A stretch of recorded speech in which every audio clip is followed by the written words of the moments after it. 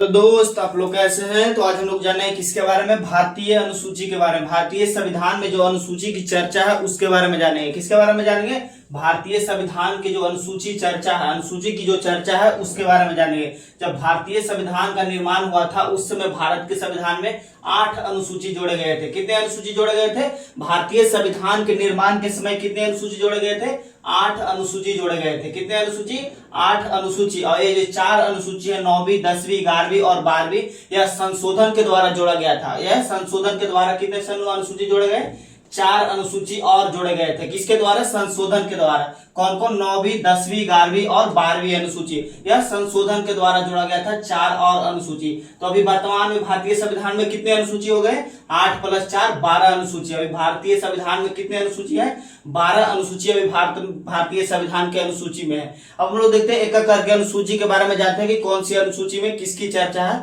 उसके बारे में, एग्जाम में कौन कौन से पूछे जाते हैं उसके बारे में जानते हैं। सबसे पहले देखते हैं प्रथम अनुसूची। कौन सी अनुसूची, प्रथम अनुसूची। प्रथम अनुसूची में किसकी चर्चा है, प्रथम अनुसूची में चर्चा स्टेट और यूनियन स्टेट की चर्चा है। किसकी चर्चा है, संघ एवं राज्य संघ की चर्चा है। किसकी चर्चा है, संघ एवं राज्य संघ की चर्चा है। राज्य संघ की चर्चा की मतलब, राज्य संघ के मतलब क्या हुआ, जैसे कि भारत एक यूनियन स्टेट है। क्या है, भारत एक यूनियन स्टेट है। भारत एक यूनियन स्टेट है, एक फेडरल होता है, एक यूनियन होता है। यूनियन का मतलब हुआ कि भारत में आप एक बार जुड़ गए उससे अलग नहीं हो सकते। जैसे कि सिक्किम में भारत को मिलाया गया था तो पहले क्या था, वो फेडरल था, पहले आजाद था, और अब क्या हो गया, यूनियन हो गया। अब वो भारत से अलग नहीं हो सकता है। एक बार भारत में कोई भी राज्य मिल जाता है वो अलग नहीं हो सकता है, उसी के लिए यूनियन बनाया गया है। क्या बनाया गया, संघ है। भारत एक राज्य संघ है।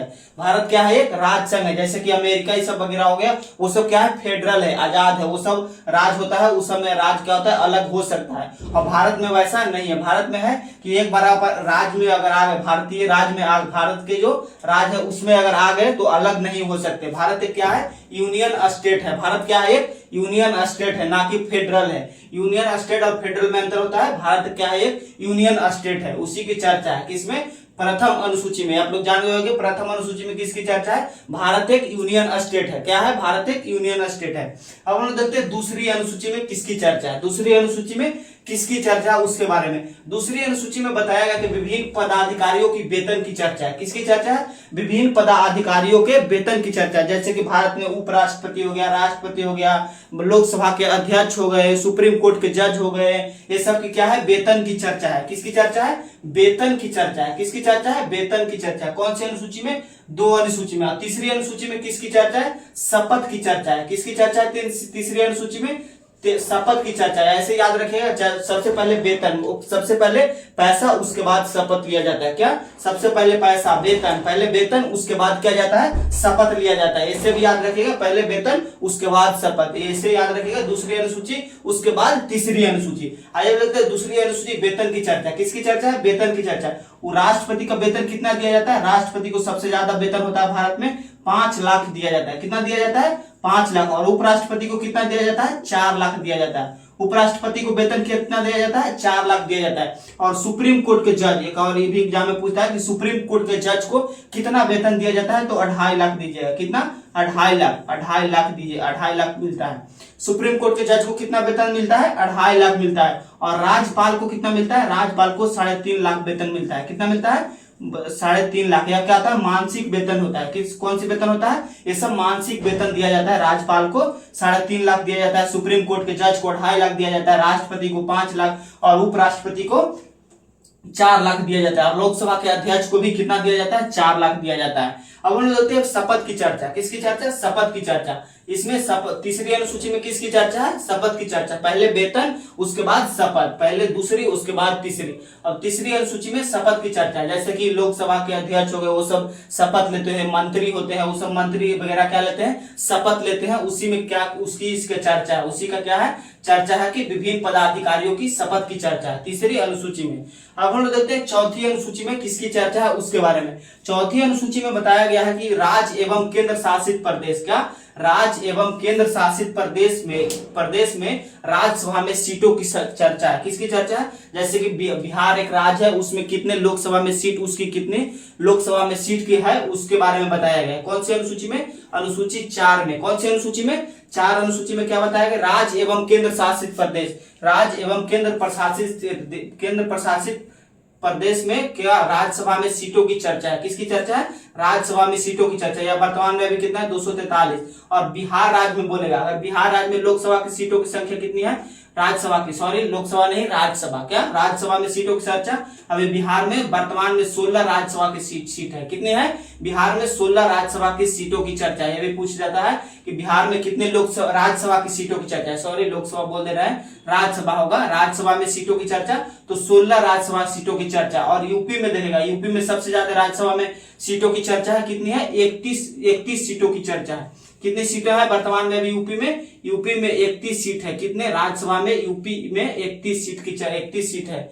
और दिल्ली केंद्र शासित प्रदेश में कौन आ जाता है? दिल्ली में कितने राज्यसभा की सीटों की चर्चा है? 3 है। वर्तमान में अभी कितने सीट है केंद्र शासित प्रदेश दिल्ली में? दिल्ली में 3 सीट है। कितने सीट है? 3 है। बिहार में कितने हैं?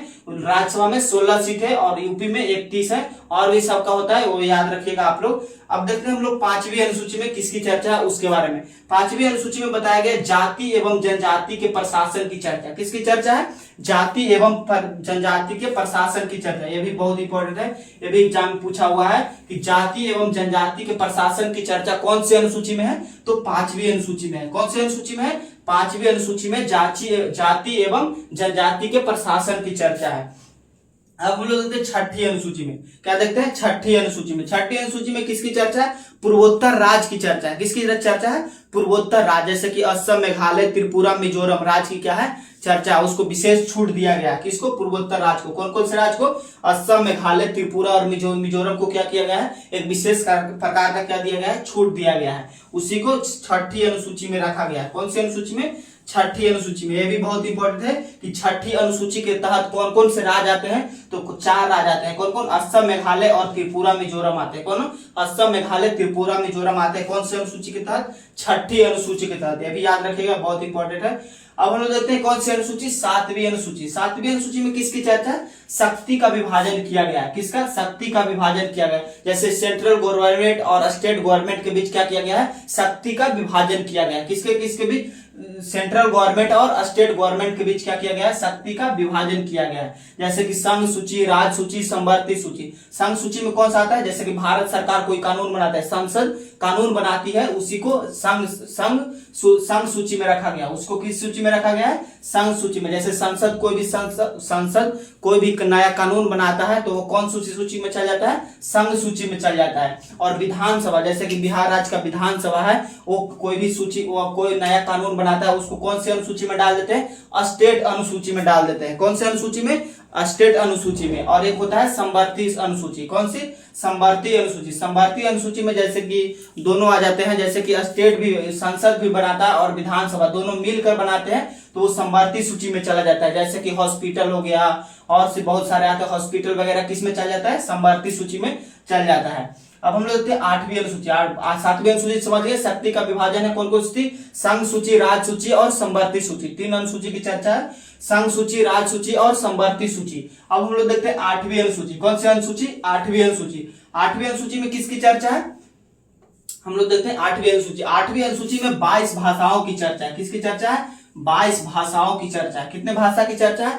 22 भाषा। वर्तमान में 8वीं अनुसूची में 22 भाषा है। पहले 22 भाषा नहीं था, यह संशोधन के द्वारा जोड़ा गया। अभी वर्तमान में 8वीं अनुसूची में 22 भाषा है। 22 भाषा में एक अंग्रेजी भाषा 8वीं अनुसूची में नहीं है। कौन सी भाषा? अंग्रेजी भाषा। ये याद रखिएगा, बहुत इंपॉर्टेंट है।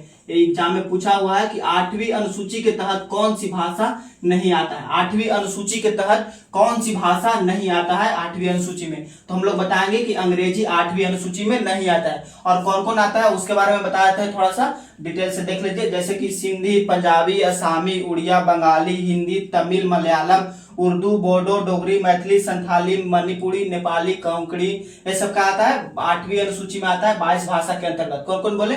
सिंधी, पंजाबी, असमी, उड़िया, बंगाली, तमिल, मलयालम, बोडो, डोगरी, मैथिली, संथाली, उर्दू, संस्कृत, नेपाली, मणिपुरी, कोंकणी, ये सब कौन सी अनुसूची के तहत आता है? 22 भाषाओं के 8वीं अनुसूची के तहत आता है। कौन सी अनुसूची के तहत? 8वीं अनुसूची के तहत आता है। अब हम लोग देखते हैं 9वीं अनुसूची। यह चारों अनुसूची किसके द्वारा आया है? संशोधन के द्वारा। पहले हम बता दिया है कि 8 अनुसूची भारतीय संविधान के निर्माण के समय बनाया गया था और 4 किसके द्वारा आया है? संशोधन के द्वारा आया है। किसके द्वारा? संशोधन के द्वारा। कौन कौन आया है? 9वीं अनुसूची, 10वीं अनुसूची, 11वीं अनुसूची और 12वीं अनुसूची। यह किसके द्वारा आया है? संशोधन के द्वारा आया है।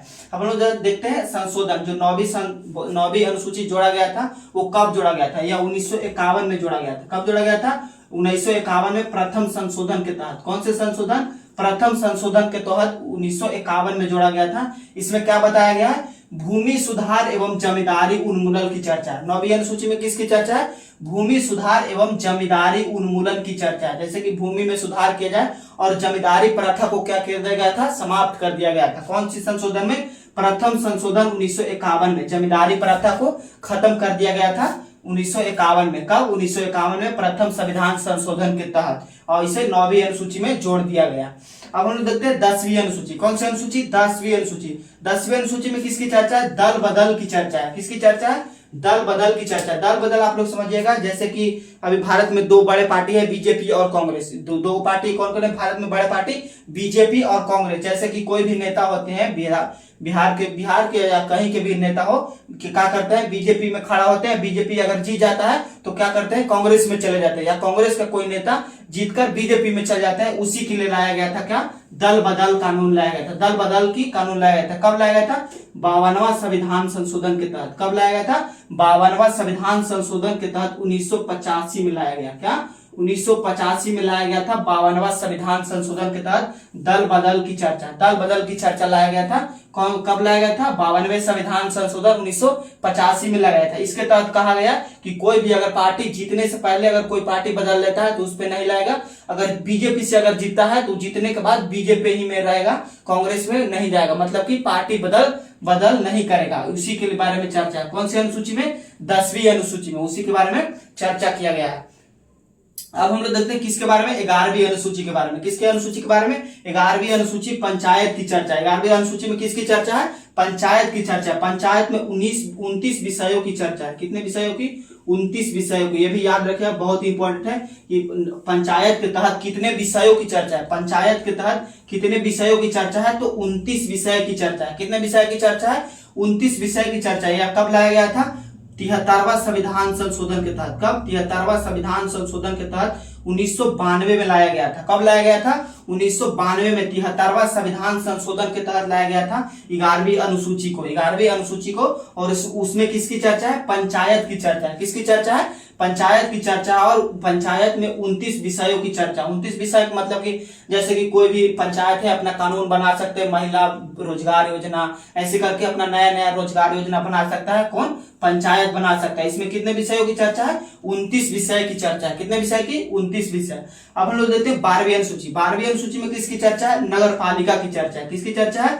नगर पालिका की चर्चा है। और 18 विषयों की चर्चा है। कितना? नगर पालिका के तहत 18 विषय बताया गया। 18 विषयों पर कानून बनाने का अधिकार दिया गया। कितने विषयों पर? 18 विषयों पर कानून बनाने की चर्चा दिया गया है। किसको? नगर पालिका को। नगर पालिका को बनाया गया। जैसे कि सड़क, ग्राम योजना, ऐसे करके नया विषय नया क्या बना सकता है? कानून बना सकता है। कौन? नगर पालिका। यह कब लाया गया था? कौन सा संविधान संशोधन के तहत? यह 73वें हो गया, 74वें संविधान संशोधन के तहत लाया गया था। कब लाया गया था? 74वें संविधान संशोधन के तहत 1993 में लाया गया था। कब लाया गया था? 1993 ईस्वी में 74वें संविधान संशोधन के तहत 12वीं अनुसूची को लाया गया था। कौन सी अनुसूची? 12वें अनुसूची को लाया गया था। इसमें 18 विषयों की चर्चा है। कितने विषयों की चर्चा है? 18 विषयों की चर्चा। आई होप आप लोग समझ गए होंगे भारतीय संविधान के अनुसूची के बारे में। अगर कोई दिक्कत होगा तो कमेंट करिएगा, मैं कमेंट बॉक्स में बता दूंगा। तब तक के लिए धन्यवाद। जय।